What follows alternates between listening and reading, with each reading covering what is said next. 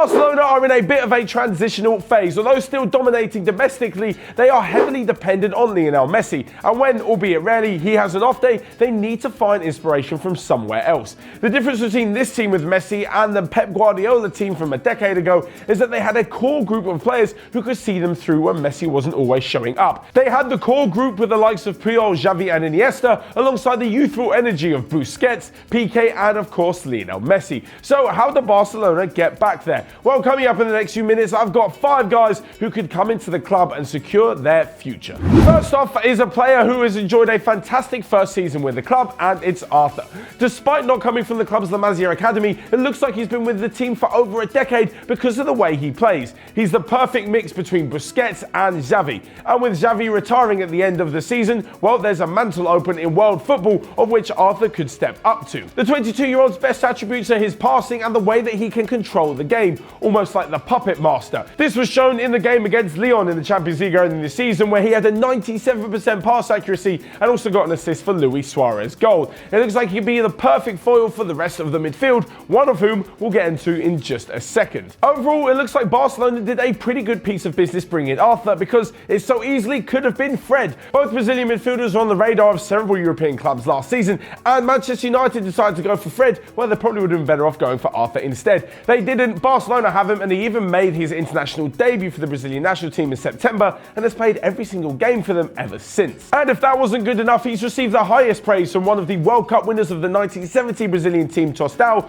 who said that he is going to revolutionise the way that Brazil play the game. Overall, it's been a brilliant year for him at Barcelona, and if he can replicate the kind of form that saw Xavi become a legend at Barca, well, I'm sure we'll hear Arthur's name in many years to come. Number 2 on the list, and it's an incoming player who's already agreed a deal to move to the new camp. If Arthur is going to be the new Xavi, well, the new Busquets and then some could be Frenkie de Jong. The Ajax midfielder's already experienced some incredible games, including playing in the Europa League final and making it to the semi-finals of the Champions League, so it's not like he's coming in as an unexperienced youngster. He can do everything that Busquets can do, play the nice little balls, be calm and composed in the middle of the field, but he's also got the added element of being good moving the ball forward. This is exactly what Barcelona do so well. They carry the ball, spring through the lines and create incredible counter-attacks at brilliant speed. I can only see Frenkie de Jong going from strength to strength in that midfield alongside the likes of Arthur and potentially Rakitic or even someone else. We'll get onto that a little bit later though. He's coming in at the perfect age where Busquets isn't quite finished just yet. He's only 31 years old, but he could teach Frenkie de Jong everything about playing that role at Barcelona.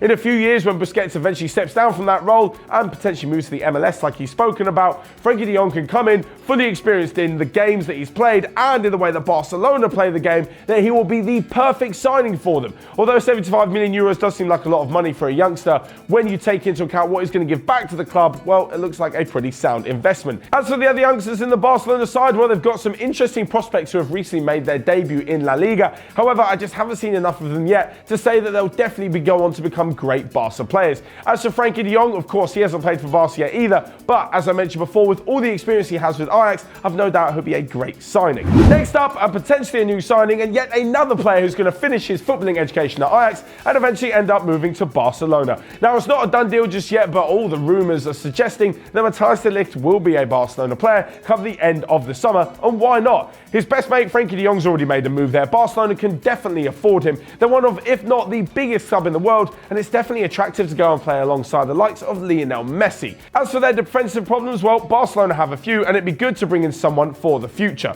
Gerard Piqué is entering his 30s and not looking at his best form. Thomas Vermaelen is constantly injured.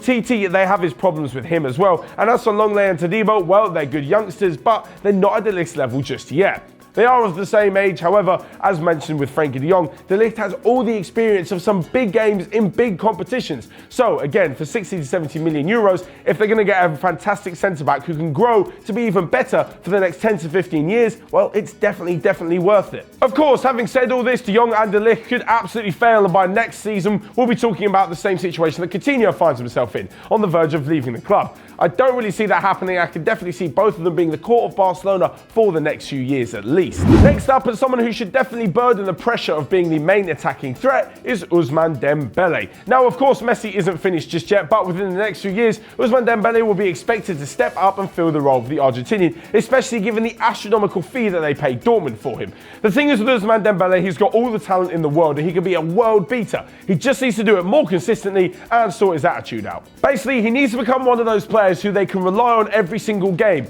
Every time an opposition sees his name on the team sheet, they're going to think, wow, we can't give this guy a yard or he's going to do some damage. That's the kind of reputation that Messi has at the moment. Teams sometimes don't even want to go near him because they know they're going to be beaten by him, so they'd rather just stand off. That's the kind of threat that Dembélé needs to carry if he's going to be a big part of Barca's future. It looks like Coutinho is going to be on his way out. I can't see Malcolm sticking in it for the long run. And with Carlos Aleñá, he's made a good start to his career in the Barcelona first team. But again, we haven't seen as much of him to suggest that he'll be a key player in the years to come. I can't see him morphing into some sort of godlike number 10. So Dembélé is going to have to handle the pressure, as we mentioned before. Alongside this, of course, it's not just about the core players. There will be one or two additions. But Barcelona seem to have this way of attracting loyal players who know they're going to be in it for the long run. The replacement for Luis Suarez is a rather hot topic at the moment, and it looks like they've agreed to deal to bring in Atletico Madrid striker Antoine Griezmann for 120 million euros. He is 28 years old though, which means by the time he's in his early 30s and Messi's in his mid 30s, they'll probably both be winding down at the same time.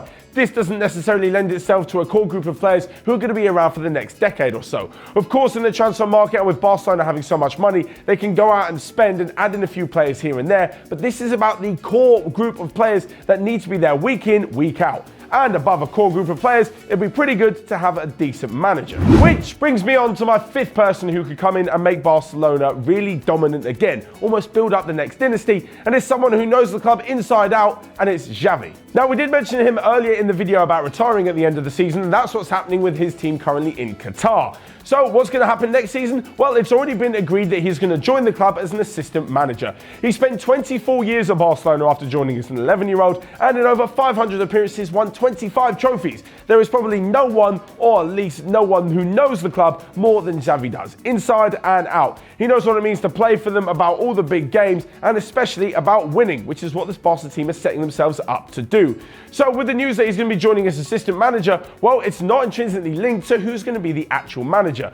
According to reports, Iniesta Valverde is not really in the best position to stay on in his role, and Barcelona are looking at other targets. They don't think Xavi's experienced enough yet, and they're not going to put him in the Barcelona B team because the current manager there is doing really good job with the youth academy players. Much so when Pep Guardiola stepped in, took the B team and then took the first team job, well, Xavi's not going to quite take on that role. But as an assistant manager, he is going to be groomed to eventually one day take over in the hot seat. Now, whether that's in a few years' time or even in 10 years' time, the whole point is that they'll have people in the club who can guarantee success in the future. Of course, and it's something that the president has spoken about as well, living without Lionel Messi is going to be a big thing for Barcelona. He's all they've known for the last 13 or 14 years, and he's been absolutely incredible for them. However, taking these steps to ensure that they're going to have a core group of players in the future who can provide success is definitely top of their list, and who better to lead them than their class midfielder Xavi. So there you have it. There's my thoughts on the 5 men who could come in and make a big difference to Barcelona. But what do you guys think?